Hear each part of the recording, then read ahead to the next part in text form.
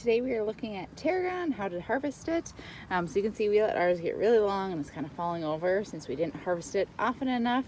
It hasn't like bolted or gone flowered yet, I should say. But there's still a lot there. So if you come in, it's pretty easy. You could get off any, pull off any of these sprigs. But if you want to encourage this to bush out more, produce more, you can actually chop it back to within about 5 or 6 inches, so way back here.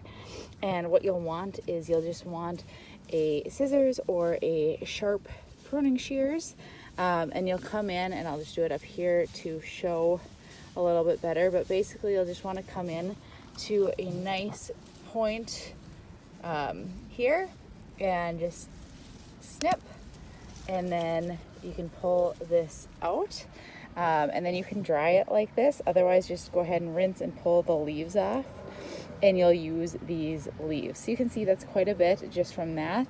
And like I said, pruning will encourage it to bush out. It eventually spreads. You can see a couple down here. This was just planted this year.